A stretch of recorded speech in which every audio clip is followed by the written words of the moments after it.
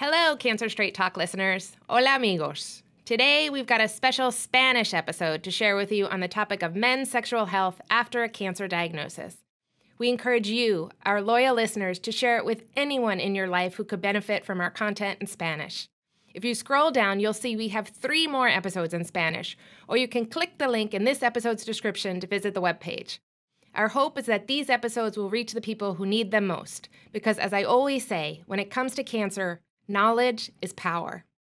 Thank you for being part of our Cancer Straight Talk community, and stay tuned for more empowering conversations in both English and Spanish. And now, ándale, on with the show. Confesión real. En mi práctica, rara vez o nunca hablo con los hombres acerca de su vida sexual. ¡Qué vergüenza! Y adivina qué, la vida sexual de los hombres no se limita a la dureza del pene. Otras cosas como la función eyaculatoria, la ansiedad, la confianza, el dolor orgásmico, todos estos problemas son reales, ocurren, y algunos hombres nunca encuentran las soluciones porque nadie habla de ello. Así que vamos a hablar de ello ahora mismo. Hola, soy la doctora Diane Reedy Lagunes de Memorial Sloan Kettering Cancer Center y bienvenidos a Cancer Straight Talk. Reunimos a expertos y a pacientes que luchan contra estas enfermedades para mantener conversaciones basadas en la evidencia. Nuestra misión es educarlo y capacitarlo a usted y a los miembros de su familia para que tomen las decisiones correctas y vivan vidas más felices y saludables. Para obtener más información sobre los temas tratados aquí o para enviarnos sus preguntas, visítenos en mskcc.org/podcasts.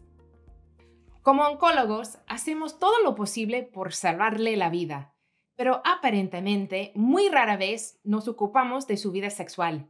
El cáncer y su tratamiento pueden poner en peligro su vida sexual. Hoy vamos a hablar de la salud sexual de los hombres y cómo hablar de ello con su médico antes, durante y después del tratamiento. Me acompaña el doctor José Flores, cirujano urólogo de MSK, especialista en salud sexual y reproductiva masculina. José, bienvenido. Muchas gracias por estar con nosotros. Bueno, es un placer para mí estar aquí. Muchas gracias por invitarme. ¿Cuál es la importancia de la disfunción sexual?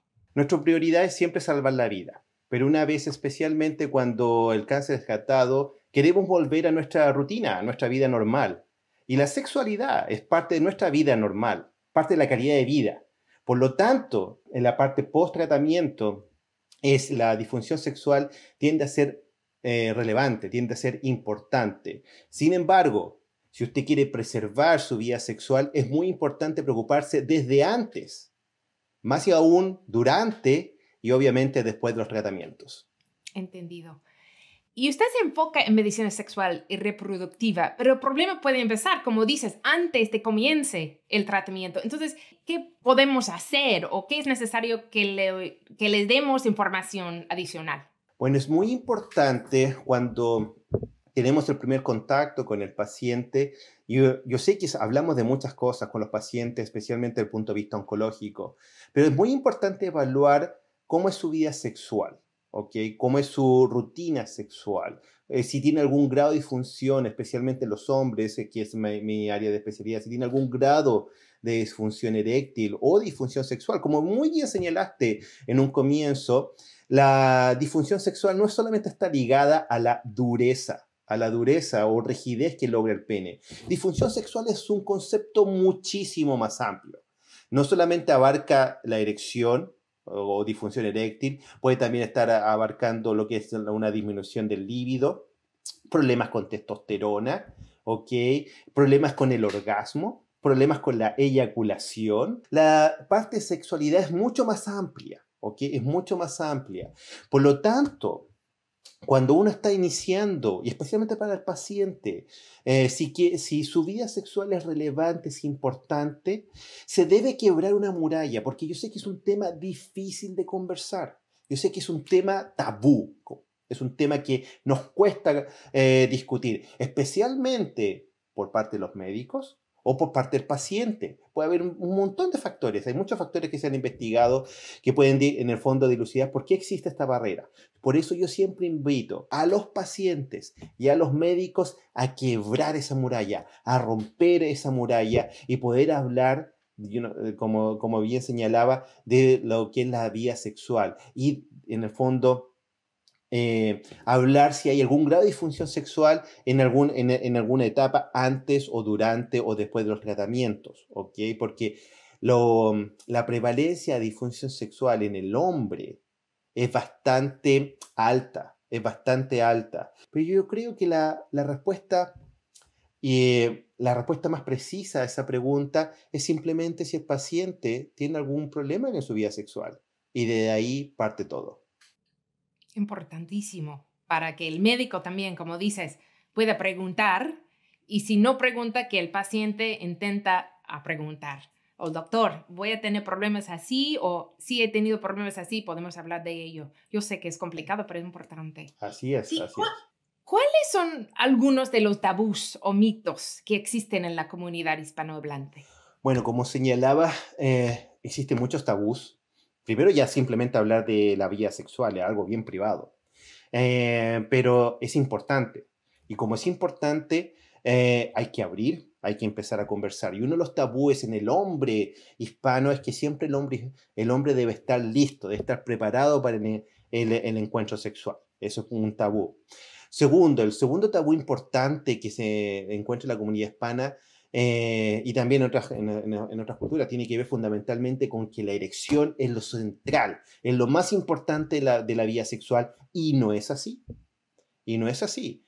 Tú puedes tener, por ejemplo, especialmente en los pacientes mayores, puede haber una actividad sexual sin penetración. Por lo tanto, el concepto de nuestro tabú, que tiene que ver que lo más importante es siempre la erección, no es así.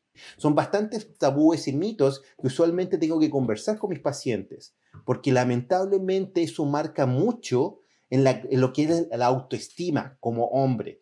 Ya no soy el mismo hombre que era antes. Y eso realmente al final causa un impacto psicológico. Acá tenemos, en nuestra unidad tenemos psicoterapeutas, el doctor Chris Nelson, que realmente es una excelente profesional que nos ayuda a trabajar todo lo que es el punto de vista psicológico en estos pacientes. Yo siempre le digo a mis pacientes, 50% es físico, 50% es mental. Porque lamentablemente tengo que decir en lo que es la cultura, especialmente en mi cultura, que es la parte hispana, hablar sobre sexualidad es un tema tabú desde pequeño. Entonces, es un tema que hay que educar, especialmente muchos de mis pacientes, sobre la sexualidad. Eso es, amén. Tengo un paciente que recibió tratamiento por cáncer de próstata y él dice que él y su esposa tienen su día favorito, que es Naked Thursdays, porque dicen que es muy complicado tener relaciones sexuales todos los días para él.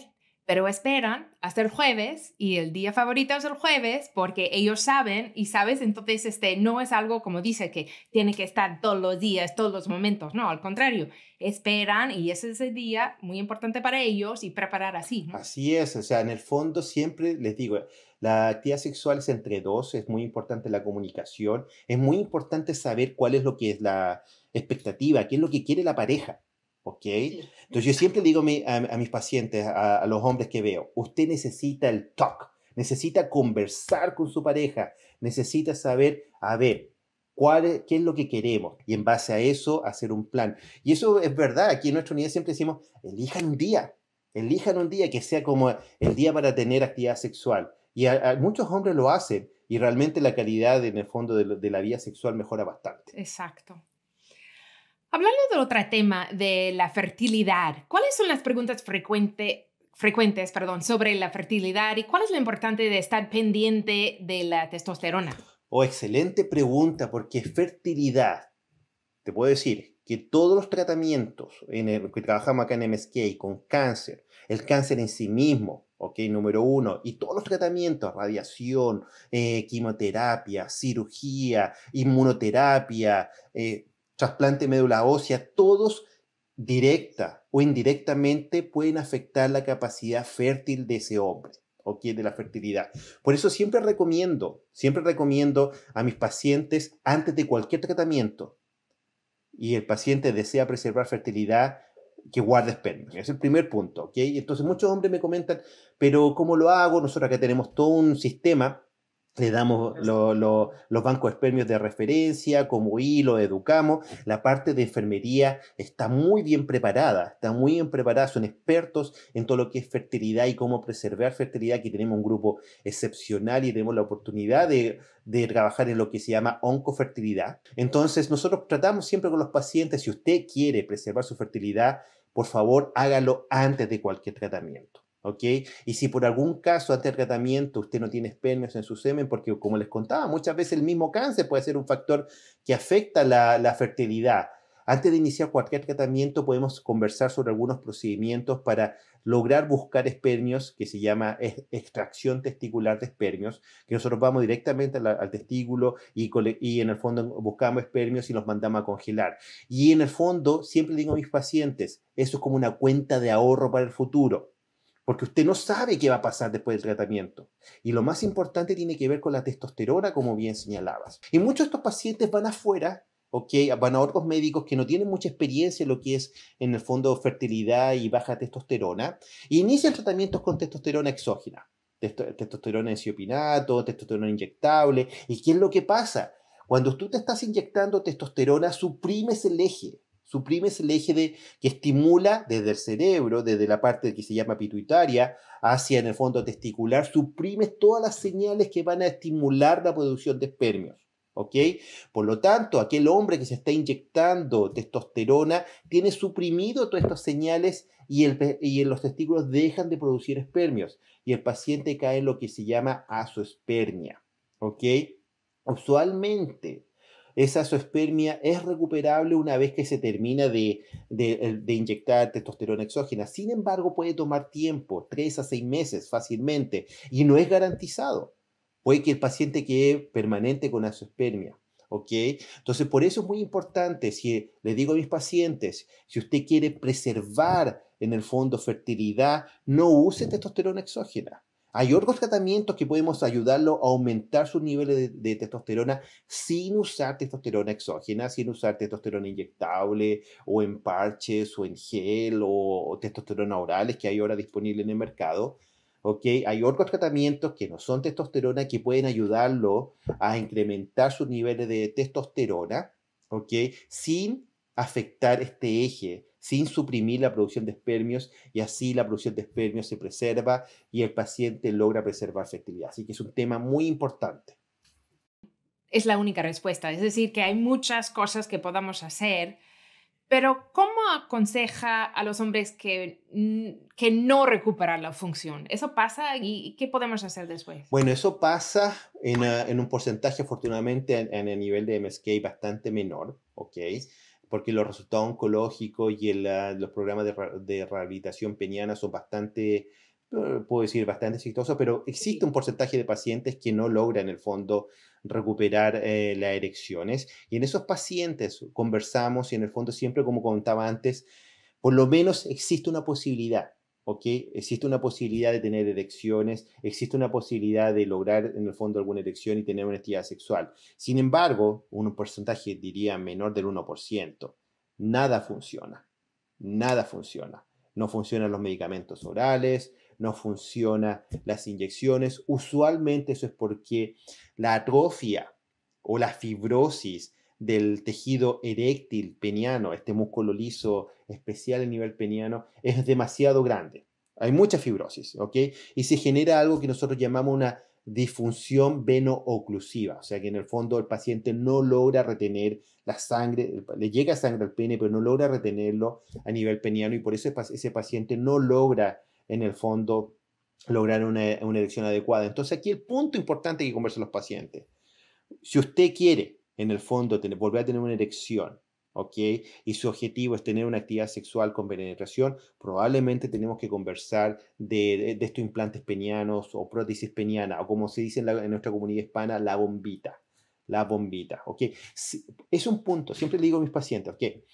Usted tiene la opción y en el fondo no quiere tener nunca más erecciones y no actividad sexual. Sin embargo, las alternativas existen. Siempre existe una posibilidad para ese hombre que en el fondo que la disfunción sexual no marque su calidad de vida, que no la marque para siempre. Hay siempre alguna posibilidad de que podamos volver en el fondo a tener erecciones y que ese paciente vuelva a tener actividad sexual. Vamos a terminar con algunos mitos para que nos ayuden. Los calzoncillos demasiado ajustados o demasiado sueltos pueden afectar al rendimiento. ¿Falso o verdadero? Eso absolutamente es un mito. No tiene nada que ver en el fondo con alguna calidad, en el fondo, mejor erecciones, nada. Absolutamente es falso. Demasiada masturbación o no suficiente es malo para la recuperación. ¿Cierto o falso? Bueno, es un punto importante que tendría que en el fondo remarcar que hay que buscar un balance, ¿ok? ¿Por qué? Porque en el fondo, hay que decirlo, la masturbación o la autoestimulación sexual, es uno de los primeros componentes que usa el hombre para testear, para probar cómo está su calidad erectiva, ¿ok? Y es absolutamente normal y no causa ningún daño, no causa ninguna repercusión, no va a afectar su calidad erectiva. Es más, yo siempre le digo a mis pacientes acá, para nosotros lo importante es la erección. Si esa erección va a ser para masturbarse o esa erección va a ser para, en el fondo, tener una actividad sexual con la pareja, eso depende de usted. Pero para acá, nosotros lo más importante es que usted tenga erecciones, ¿ok? Y que en el fondo pueda tenerlo 2, 3, 4, 5 veces a la semana, eso está absolutamente normal. Tú sabes que durante las noches, ¿ok? El hombre tiene 3 erecciones nocturnas, ¿ok? 3 erecciones por noche, eso es normal. Por lo tanto, que uno puede decir que existe un número mágico y decir, no, usted se está masturbando mucho o poco, eso no quiere, en el fondo no existe un número mágico. Es normal hacerlo, es una forma muy efectiva de lograr erecciones y mantener las erecciones, ¿ok? Y que usualmente por lo menos en mi práctica, lo aconsejo bastante, especialmente para testear y probar cómo están las erecciones después, especialmente al inicio, después de la cirugía radical de próstata. Y el último, los jacuzzis no son buenos para la fertilidad. Es un punto que tiene que ver, yo diría que es verdad. ¿Por qué? Por algo los testículos están fuera digamos, del cuerpo, porque usualmente están a nivel del Celsius, están 2-3 grados bajos del nivel de la temperatura corporal.